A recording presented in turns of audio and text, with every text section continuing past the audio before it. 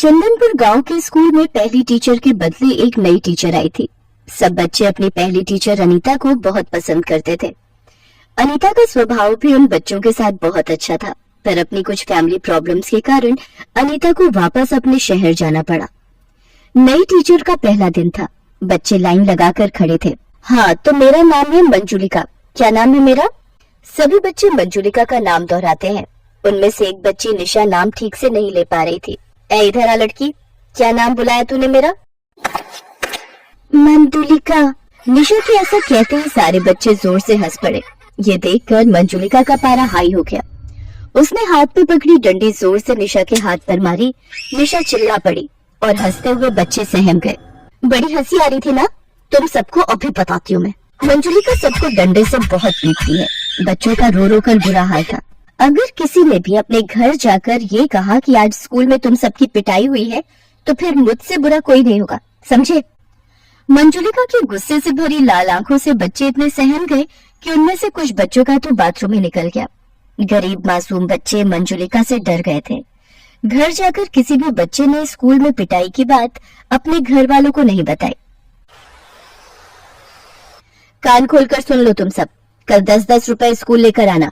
अगर जो नहीं लाया फिर उसकी क्या हालत होगी ये उसी समय पता चल जाएगा।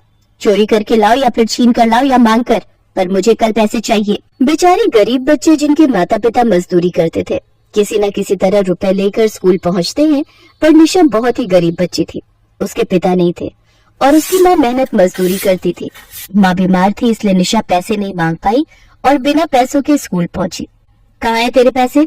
तुझे बोला था ना कि आज पैसे लेकर आने हैं, तो क्यों नहीं लाई? टीचर, मेरी माँ की तबीयत ठीक नहीं है, घर में पैसे नहीं थे, माँ मजदूरी पर नहीं गई।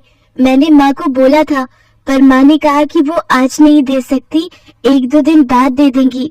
मैं आपको 1-2 दिन तक दे दूंगी टीचर जी। चल फिर ठीक है, जब तक तू मुझे पैसे लाकर नहीं देती तो पूरा दिन धूप में खड़ी रहेगी। जा वहाँ धूप में जाकर खड़ी हो जा।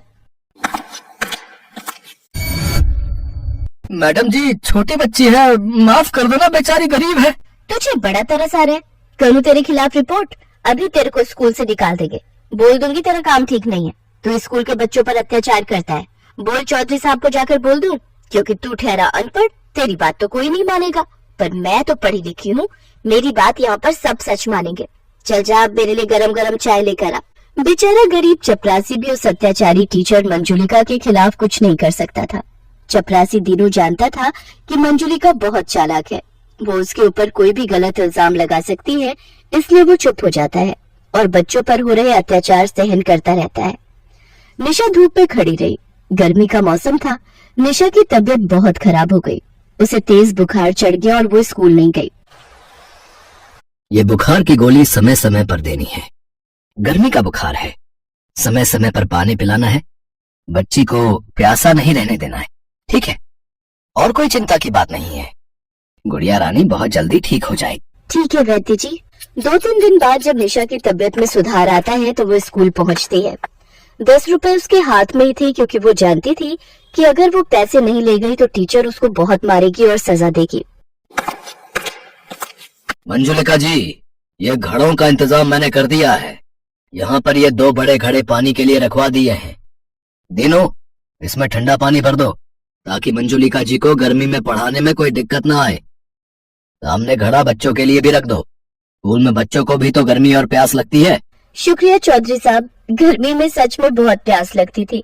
बार बार कुएं से पानी मंगवाना पड़ता था, और फिर बच्चे भी छोटे हैं, उन्हें भी बहुत प्यास लगती है। आपने ये ठीक किया। और कोई काम हो तो आप दिनों के हाथ कहलवा दीजिएगा। आखिर आप हमारे गांव के गरीब बच्चों को स्कूल में पढ़ा रही हैं। हमारे गांव के लिए इतना कर रही हैं तो हमारा भी कुछ फर्ज बनता है। आपको हमारे गांव के गरीब बच्चों को पढ़ाने के लिए भेजा गया है। ये बहुत बड़ी बात है, पर गांव का चौधरी होने के कारण मेरा भी तो फर्ज बनता है। चौधरी साहब के जाने के बाद मंजुलिका फिर से अपने रूम में आ जाती है। टीचर जी, ये आपने जो पैसे मंगाए थे वो लाई हूँ। ठीक है, कहाँ गायब थी तू? 2-3 दिन से आई क्यों नहीं स्कूल? टीचर जी, मुझे बुखार हो गया था, इसलिए नहीं आई थी। चलो जल्दी से सारे बच्चे स्कूल की सफाई करो। कितना गंदा हो रहा है यहाँ, एक भी कूड़ा नजर नहीं आना चाहिए। चलो सब किताबें अपने बस्ते में रखो और स्कूल की सफाई के लिए शुरू हो जाओ। छोटे छोटे मासूम बच्चे हाथों में झाड़ू पोछा लिए पूरे स्कूल को साफ करने लगते हैं। जिन हाथों में किताबें होनी चाहिए उन हाथों में झाड़ू पोछा था, और ये सब अत्याचारी टीचर मंजुलिका के कारण था। मंजुलिका आराम से अपनी कुर्सी पर बैठी फल फ्रूट खा रही थी और बच्चे साफ सफाई कर रहे थे।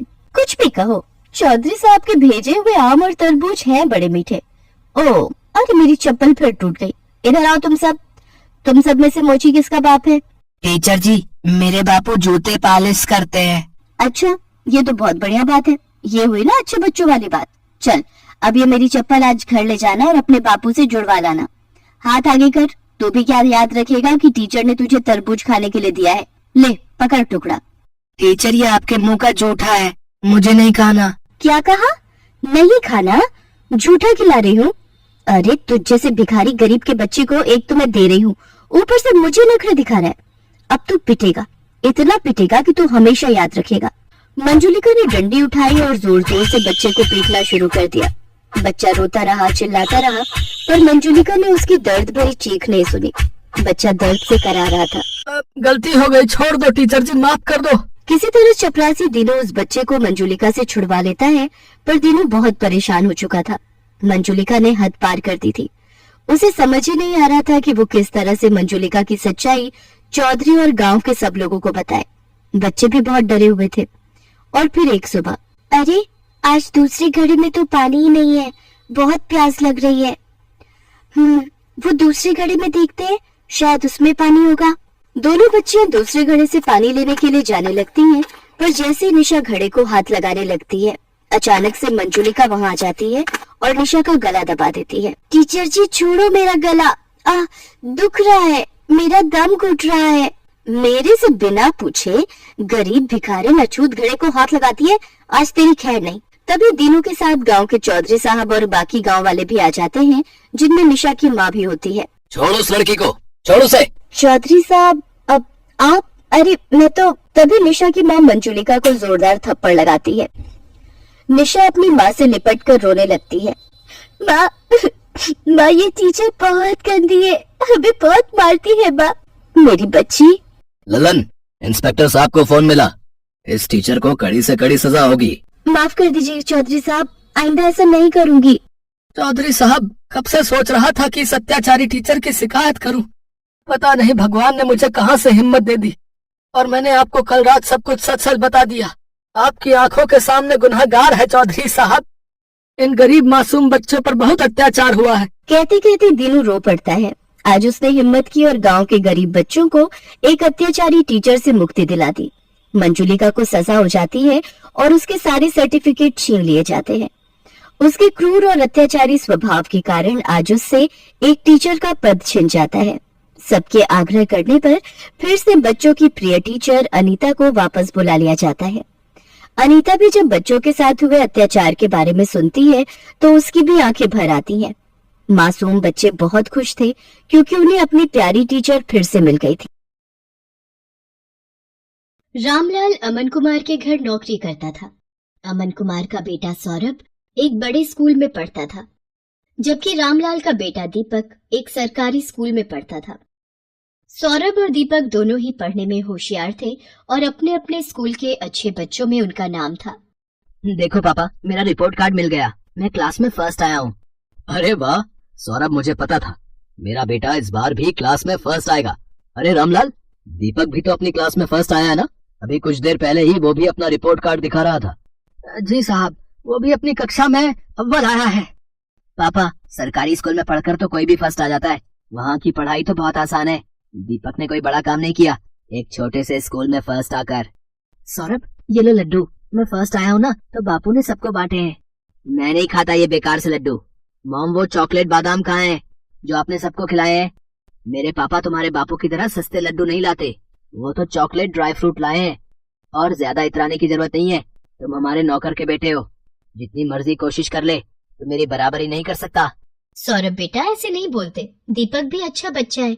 मॉम, मुझे दीपक एक आंख नहीं भाता, मेरे सामने पापा उसकी तारीफ करते रहते हैं, मुझे बिल्कुल अच्छा नहीं लगता। मैं कपिल के घर खेलने जा रहा हूँ। सौरभ को दीपक से नफरत थी। दीपक भी उसकी तरह पढ़ाई में बहुत अच्छा था। ये बात सुनकर सौरभ और गुस्से में आ जाता है। सौरभ कपिल के घर खेलने चला जाता है। क्या हुआ सौरभ, आज तू बड़ा गुस्से में है? मैं दीपक से नफरत करता हूँ। आज मैं जब पापा को अपना रिपोर्ट कार्ड दिखा रहा था तो दीपक ने भी अपना रिपोर्ट कार्ड दिखाया, वो भी मेरी तरह फर्स्ट आया है। फिर तुम ही बताओ, फिर पापा उसकी भी तारीफ करने लगे, वो हमारे नौकर का बेटा है। ये बात मुझे उसे समझानी होगी। अरे तू चिंता क्यों करता है, सब ठीक हो जाएगा। अच्छा सुन, कल दोपहर में सारे दोस्त गेम में पैसे लगा रहे हैं, तू कितने लगाएगा? मेरी तरफ से 200 रुपए लगा दे। अरे तो फिर से अपनी मम्मी के बैंक अकाउंट से 200 रुपए लेगा तो तेरी मम्मी गुस्सा नहीं करेंगी? मेरे पापा बहुत रिच हैं, मेरे पास पैसों की कमी नहीं है। मेरे मम्मी पापा मुझसे कुछ नहीं कहते हैं क्योंकि मैं स्कूल में हमेशा फर्स्ट आता हूँ। सौरभ को गेम पर पैसा लगाने की आदत पड़ गई थी। वो आए दिन अपने दोस्त कपिल और बाकी दोस्तों के साथ ऑनलाइन गेम खेलता और उस पर पैसे लगाता। सौरभ पढ़ाई में अच्छा था, इसलिए उसकी मम्मी भी उसे अकाउंट से पैसे लेने के लिए कुछ नहीं कहती थी। सौरभ, तुमने मॉम के अकाउंट से आज फिर 200 रुपए निकाले हैं। पापा वो मेरा ऑनलाइन ग्रुप गेम चल रहा है ना, तो उसी के लिए चाहिए थे।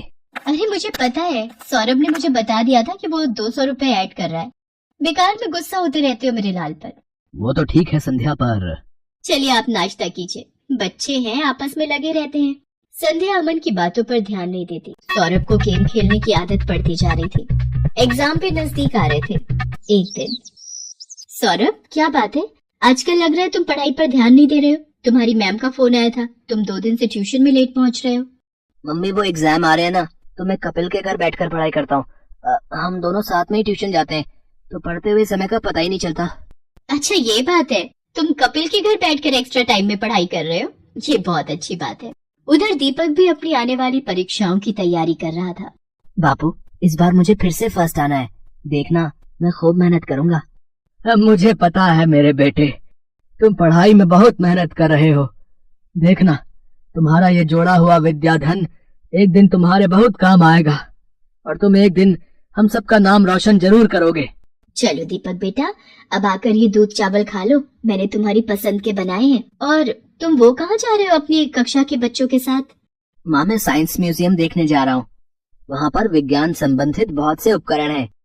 टीचर बता रही थी हमें वहाँ जाने से बहुत कुछ सीखने को मिलेगा। अच्छा, ये तो बहुत अच्छी बात है। दीपक स्कूल के बच्चों के साथ साइंस म्यूजियम देखने जाता है। वहाँ उसे प्राइवेट स्कूल के बच्चे भी दिखाई देते हैं, जिनमें सौरभ भी होता है। सौरभ, ये तो वही लड़का है जो कई बार तेरे घर पर भी देखा है। अरे ये हमारे नौकर रामलाल का ही तो लड़का है, गरीब नौकर का बेटा है ये। हाँ, ये नौकर का बेटा है, फिर तो ये भी नौकर हुआ। सब बच्चे दीपक पर हंसने लगते हैं। दीपक घर आकर सुस्त और उदास हो जाता है। बापू, सब बच्चे मुझे नौकर का बेटा कहकर चिढ़ा रहे थे, सब बच्चे मेरे ऊपर हंस रहे थे। अरे मेरे बच्चे, तू इतनी सी बात पर बुरा मान गया? मैं तुझे तभी तो पढ़ा लिखा कर बढ़ा रहा हूँ ताकि तू पढ़ लिख कर बड़ा आदमी बन सके और पैसे कमा सके। रामलाल की बातों को सुनकर दीपक में हिम्मत आ जाती है और वो खुश हो जाता है और खूब मन लगाकर पढ़ाई करने लगता है। अगले दिन दीपक स्कूल जाता है तो उसकी टीचर उसे कक्षा में पूरे साल अच्छा करने के लिए पुरस्कार देती है। दीपक ने पूरे साल बहुत मेहनत करके अव्वल स्थान पाया है, इसलिए दीपक को स्कूल की तरफ से कक्षा में best student of the year का अवार्ड दिया जा रहा है। और मैं जानती हूँ कि फाइनल एग्जाम जो आने वाले हैं, दीपक उसमें भी फर्स्ट क्लास पास होने की पूरी कोशिश में लगा होगा। Thank you ma'am. सब बच्चे तालियां बजाकर दीपक की प्रशंसा करते हैं। घर आकर दीपक अपने बापू और माँ को सारी बात बताता है। अरे वाह, ये तो बहुत सुंदर पुरस्कार है, जीते रहो मेरे बच्चे। बापू, मैं ये पुरस्कार अमन अंकल को दिखाकर उनका आशीर्वाद लेना चाहता हूँ। ठीक है बेटा, चल तू उनका भी आशीर्वाद ले ले। संध्या, तुम्हारे बैंक अकाउंट से 1 लाख रुपए निकल गए और तुम्हें पता तक नहीं। मैं भला इतने पैसे एक साथ कहाँ खर्च करूंगी, मुझे भी कुछ समझ नहीं आ रहा ये सब कैसे हो गया। रुको, मैंने बैंक से सारी डिटेल निकलवाई है, बैंक की तरफ से ही फोन है। अमन बैंक वालों से फोन पर बात करने लगता है। रामलाल और दीपक भी वहीं खड़े थे। हो गया सत्यानाश, और दो लाडले को मोबाइल फोन।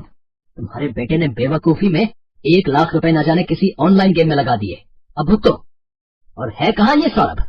वो तो अपने दोस्त कपिल के साथ ट्यूशन गया है। मेरे फोन पर सौरभ के ट्यूशन से फोन। जी, मैं सौरभ की मम्मी बोल रही हूँ। क्या सौरभ ट्यूशन नहीं आ रहा? पर जी ठीक है, सौरभ पिछले 1 हफ्ते से ट्यूशन नहीं जा रहा। तभी सौरभ आ जाता है। क्यों सौरभ, ट्यूशन से आ गए? जी पापा। अब तुम झूठ भी बोलने लगे हो। तुमने 1 लाख रुपए किसी ऑनलाइन गेम में लगा दिए और 1 हफ्ते से ट्यूशन भी नहीं जा रहे हो। 2 दिन बाद तुम्हारे फाइनल पेपर हैं। Papa mummy, I am sorry, मैं कपिल के बहकावे में आ गया था और उसी की वजह से आज मैं स्कूल टेस्ट पेपर में भी पहली बार फेल हो गया। अरे रामलाल, तुम कब आए? और दीपक बेटा, ये तुम्हारे हाथ में क्या है? जी ये वो, आज मुझे स्कूल में बेस्ट स्टूडेंट का अवार्ड मिला तो आपका आशीर्वाद लेने आ गया। जीते रहो बेटा, खूब तरक्की करो। अमन दीपक को आशीर्वाद देकर चुपचाप अपने कमरे में चला जाता है। पापा क्या मैं अंदर आ सकता हूँ? मुझे अभी तुमसे कोई बात नहीं करनी सौरभ, अपने रूम में जाओ। मम्मी पापा मेरे से नाराज है, वो मेरे से बात नहीं कर रहे। सौरभ, अगर तुम्हें सच में अपनी गलती का एहसास है तो अपनी गलती को सुधारो, फिर तुम्हारे पापा का गुस्सा ठंडा हो जाएगा। मुझे पता है मम्मी, मुझे क्या करना है। सौरभ ने अब कपिल और उसके दोस्तों के साथ गेम खेलना बंद कर दिया और खूब मन लगाकर पढ़ने लगा। पर 2 दिन बाद उसका मैथ्स का पेपर था। उसने ट्यूशन की बहुत छुट्टियां ले ली थी और उसका कोर्स अभी बहुत बाकी रह गया था। मम्मी मेरा बहुत सारा सिलेबस अभी रिवीजन के लिए बाकी है, मैं कैसे कर पाऊंगा? कुछ सवाल तो मुझे समझ भी नहीं आ रहे। सौरभ, तुम एक काम क्यों नहीं करते? दीपक की मैथ्स बहुत अच्छी है, उसके मार्क्स भी बहुत अच्छे आते हैं और मैंने सुना है अब तो सरकारी स्कूल की पढ़ाई भी बहुत अच्छी हो गई है और प्राइवेट स्कूल की किताबें और सरकारी स्कूल की किताबें एक जैसे कोर्स की पढ़ाई जाती हैं। मम्मी क्या दीपक मेरी मदद करेगा? मैंने हमेशा उसके साथ गलत व्यवहार किया है। कोई बात नहीं, पर अब तुम्हें अपनी गलती का एहसास है, ये बहुत बड़ी बात है। रामलाल, दीपक को जरा बुला लाओ, सौरभ को मैथ्स में उसकी सहायता चाहिए। हाँ हाँ मालकिन, मैं अभी बुला लाता हूँ। सौरभ दीपक की सहायता से मैथ्स के पेपर की तैयारी करता है और बाकी सभी विषयों में भी सौरभ अब दीपक के साथ ही पढ़ने लगा। सौरभ भी दीपक की तरह अपने स्कूल में फर्स्ट आता है। सौरभ, तुम्हारा रिजल्ट देखकर मैं आज बहुत खुश हूँ। पापा ये सब दीपक की वजह से ही हुआ है, इसने मेरी एग्जाम के दिनों में बहुत हेल्प की। थैंक यू दीपक। रामलाल, तुम्हारा बेटा दीपक बहुत होनहार है, देखना ये एक दिन जरूर बड़ा आदमी बनेगा। अमन अंकल, एक दिन मैं भी आपकी तरह ही बड़ा बिजनेसमैन बनूंगा। दीपक की बातों को सुनकर रामलाल की आंखों में खुशी के आंसू आ जाते हैं और वो दीपक को गले से लगा लेता है।